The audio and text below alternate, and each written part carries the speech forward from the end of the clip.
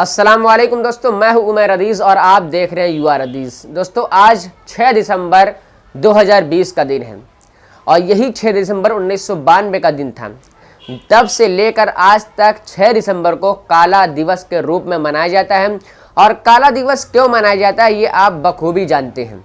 अगर नहीं जानते तो मैं आपको बता दूं कि 6 दिसंबर 1992 को बाबरी मस्जिद को शहीद किया गया था।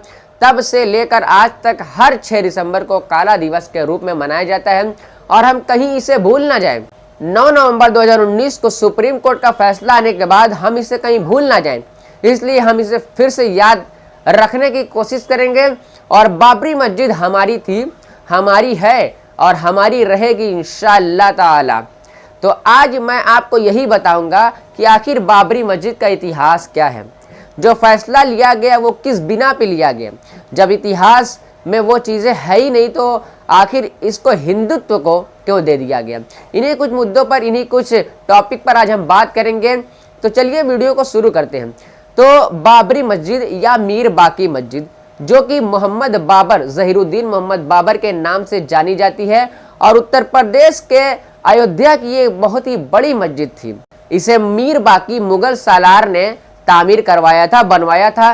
9 नवंबर 2019 को हिंदुस्तान की कोर्ट के द्वारा एक फैसला लिया जाता है और वो फैसला ये लिया जाता है कि इसको यानी बाबरी मस्जिद असल में बाबरी मस्जिद नहीं है, इसको राम जन्मभूमि के ऊपर बनवाया गया है या राम मंदिर के ऊपर बनवाया गया। इसलिए 9 नवंबर 2019 को सुप्रीम कोर्ट द्वारा एक फैसला लिया गया कि इसे हिंदुत्व को दे दिया जाए, यानी हिंदुओं को दे दिया जाए, उनकी आस्था है। और 5 अगस्त 2020 को हमारे प्रधानमंत्री माननीय नरेंद्र मोदी जी इसको बनवाने की नींव रखने जाते हैं, यानी कि 9 नवंबर 2019 को फैसला आता है और 5 अगस्त 2020 को इसकी नींव रखी जाती है। अब आइए जानते हैं कि आखिर इसका इतिहास क्या है, आखिर किसने इसको कब बनवाया था।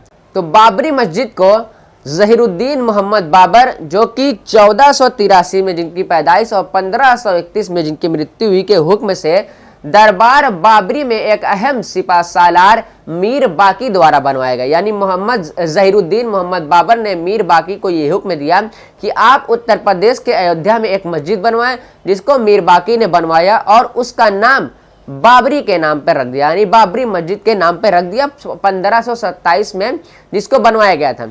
यानी कि 1527 में मीर बाकी ने ज़हीरुद्दीन मोहम्मद बाबर के हुक्म से अयोध्या में, उत्तर प्रदेश के अयोध्या में एक मस्जिद बनवाई जिसको बाबरी नाम दिया गया, जिसमें 3 गुंबद बनवाए गए। ये मस्जिद इस्लामी और मुगल सल्तनत के एतबार से एक खास थी और शाहकार थी। इसमें 3 गुंबद बनवाए गए, बीच वाला गुंबद बड़ा था और जो अगल बगल गुंबद थे वो छोटे बनवाए गए थे। और इसकी नक्काशी जो की गई थी दोस्तों, बहुत ही जिसको कहते हैं उस समय वास्तुकला के एतबार से बहुत ही खास थी। मस्जिद को ठंडा रखने के लिए दोस्तों इसकी छतें बहुत ही ऊंची बनाई गई और रोशनी के लिए जालीदार खिड़कियां बनाई गई। और इसमें एक सबसे खास बात यह थी कि मेहराब में खड़े होकर अगर कोई भी बात करेगा या कोई भी आवाज़ देगा तो उसको मस्जिद के हर कोने कोने में सुनाई देगा। यानी मेहराब से अगर कोई गुफ्तगू करता है, बातचीत करता है, संवाद करता है, लेक्चर देता है, तकरीर करता है, तो वो हर जगह मस्जिद में हर कोने कोने में सुनाई देगी। ये इसकी बहुत ही खास बात थी। 1992 में एल के अडवाणी की लीडरशिप में भारतीय जनता पार्टी, शिवसेना, बजरंग दल और विश्व हिंदू परिषद ने एक मुहिम चलाई, एक आंदोलन किया। और वो आंदोलन ये था कि राम जन्मभूमि, वहाँ पे राम जन्मभूमि थी, मस्जिद नहीं थी। एक मुहिम चलाई गई, एक आंदोलन किया गया और उस आंदोलन का मकसद यही था कि वहाँ पे राम जन्मभूमि थी, वहाँ पे राम जी का जन्म स्थान था, वहाँ पे राम मंदिर थी। इसलिए बाबरी मस्जिद को वहाँ से हटाकर उनका ये आंदोलन था कि वहाँ पे राम मंदिर का निर्माण किया जाएगा 1992 में। और 6 दिसंबर 1992 को इन्हीं की अध्यक्षता में, इन्हीं की मौजूदगी में, इन्हीं की लीडरशिप में बाबरी मस्जिद को शहीद कर दिया गया। लेकिन बाबरी मस्जिद को शहीद करने से पहले दोस्तों बहुत सारी बातें कही गई थी कि बाबरी मस्जिद को कोई नुकसान नहीं पहुंचाया जाएगा। जिसके बाद बाबरी मस्जिद को शहीद होने के बाद दिल्ली और मुंबई समेत पूरे हिंदुस्तान में लगभग 2000 मुसलमानों को हिंदू मुसलमान फसाद के चलते शहीद कर दिया गया। जिसमें ऐसे लोग थे जो हिंदुत्व के नाम पर मर मिटने वाले थे। आगे चलकर उसमें विश्व हिंदू परिषद भी शामिल हुई और एक प्रोपेगेंडा फैलाया गया, एक प्रोपेगेंडा चलाया गया कि ये जो असल में बाबरी मस्जिद जिस पर कायम की गई है वो राम जी का जन्म स्थान था, राम की जन्मभूमि थी, या वहाँ पे राम मंदिर थी। यानी कि बाबरी मस्जिद जहाँ पे बनवाई गई उसके नीचे राम जी का मंदिर था या राम जी की जन्मभूमि थी। तो इसलिए ये प्रोपेगेंडा चलाया गया और 1949 में मस्जिद को बंद कर दिया गया और लगभग 40 साल तक मस्जिद बंद थी, यहाँ तक कि 6 दिसंबर 1992 को उसको शहीद कर दिया गया। तो दोस्तों आपने देखा कि किस तरीके से उस बाबरी मस्जिद को, जिसको मीर बाकी ने ज़हीरुद्दीन मोहम्मद बाबर के हुक्म से 1527 या 1528 में निर्माण कराया था उत्तर प्रदेश के अयोध्या में, उसको आगे चलकर एक प्रोपेगेंडा फैलाकर, एक प्रोपेगेंडा चलाकर, एक मुहिम चलाकर, एक आंदोलन करके उसको ये साबित करने की कोशिश की गई कि यहाँ पे राम जी का जन्म स्थान था। चलिए मान लीजिए ये बात सही तो नहीं है, ये बात बिल्कुल भी सही नहीं है। अगर मान भी लिया जाए आपकी बात सही है कि वहाँ पे राम जी का जन्म स्थान था, तो आपके 33 लाख देवी देवता हैं। 33 लाख देवी देवता का अगर आप जन्म स्थान निकलेंगे और जन्म स्थान आप पता करने निकलेंगे जब, तो आपको पता चलेगा कि हिंदुस्तान का कोई भी ऐसा कोना नहीं बचेगा जहाँ पे आपके भगवानों का जन्म स्थान ना हो। और इसलिए देखा जाए तो आपको आपके ही घर से निकलना पड़ेगा और वहाँ पे एक मंदिर का निर्माण करवाना पड़ेगा। जी हाँ दोस्तों, 33 लाख देवी देवता अगर हैं तो जाहिर सी बात है कि कोई ऐसा स्थान नहीं बचेगा जहाँ पे इनके भगवानों की, इनके देवी देवताओं की पैदाइश ना हुई हो। तो इसलिए पैदाइश के बिना पर, जन्म के बिना पर यह साबित नहीं किया जा सकता कि यहाँ पे मस्जिद नहीं बननी चाहिए।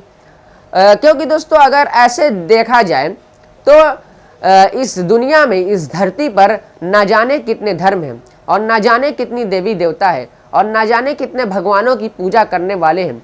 तो क्या जन्म स्थान के नाम पर, वैसे है तो नहीं जन्म स्थान वहाँ पे, लेकिन अगर जन्म स्थान के नाम पर देखा जाए तो क्या सारे लोगों को अपने घर से निकलना पड़ेगा? दोस्तों ये एक कॉमन सेंस की बात है।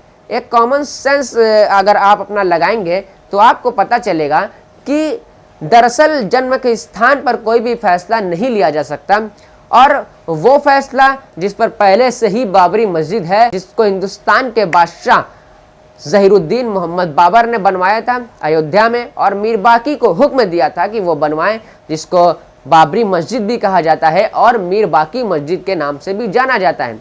तो 400-500 साल की मस्जिद को आपने इस बिना पर तोड़ दिया, इस बिना पर शहीद कर दिया और इस बिना पर यह फैसला ले लिया कि वहाँ पे जन्म स्थान था, इसलिए ये हिंदुत्व को दी जाती है, हिंदू धर्म वालों को दी जाती है, उनकी आस्था है। तो ये फैसला कहीं ना कहीं गलत हुआ है और ये कहीं ना कहीं इंसाफ के तकाजे पर अगर इसको तौला जाए तो सही खरा नहीं उतरेगा। तो हम इसलिए ये वीडियो बनाने का यही मकसद था, कहीं हम भूल ना जाएं हमारी उस मस्जिद को। और बहुत से लोग ये भी कहते हैं, बहुत से लोग हमारे मुसलमान भाई ऐसे हैं जो ये कहते हैं कि आप नमाज पढ़ने तो नहीं जाएंगे लेकिन मस्जिद के लिए लड़ने में इतना आगे रहेंगे। तो मैं उनको बताना चाहूँगा कि नमाज पढ़ना या फिर नेकी करना वो एक अलग बात है, वो हमारे ऊपर है और उसका बदला हमें ऊपर मिलेगा। या गुनाह करेंगे तो उसका बदला भी मिलेगा, नेकी करेंगे उसका भी बदला मिलेगा। लेकिन एक बात मैं उनको बताना चाहता हूँ कि मान लीजिए एक घर हमारा है, एक घर है लेकिन हम उस घर में रह नहीं रहे हैं, हम एक दूसरे घर में रह रहे हैं। लेकिन क्या वो घर अगर खाली पड़ा है तो क्या हम उस पर किसी को भी कब्जा करने दे देंगे? नहीं करने देंगे। अगर उस पर कोई कब्जा करेगा तो हम उससे लड़ाई करेंगे और उसको हम वहाँ से निकालने की कोशिश करेंगे, ना कि ये देखेंगे कि अरे छोड़ो हम वहाँ रह नहीं रहे इसलिए छोड़ दे देते हैं, उसको वहाँ पे रहने देते हैं। इसी तरीके से अगर बाबरी मस्जिद में नमाज नहीं अदा की जा रही थी, अगर एक हफ्ते में एक बार या महीने में एक बार अदा की जा रही थी, लेकिन उस पर हमारा हक था और उसको हमसे छीना गया है, इसलिए हमारे वीडियो बनाने का मकसद यही था कि हम बाबरी मस्जिद को कभी ना भूलें, हमेशा याद रखें और इंशाअल्लाह एक दिन वो हमारे हक में आएगी और मुसलमानों को ही मिलेगी। तो उम्मीद करता हूँ कि आपको ये वीडियो पसंद आया होगा, और अगर पसंद आए तो इसे लाइक करें, दोस्तों के साथ शेयर करें, और हमारे चैनल UR हदीस को सब्सक्राइब करना ना भूलें। मिलते हैं नेक्स्ट वीडियो में। अल्लाह हाफिज़।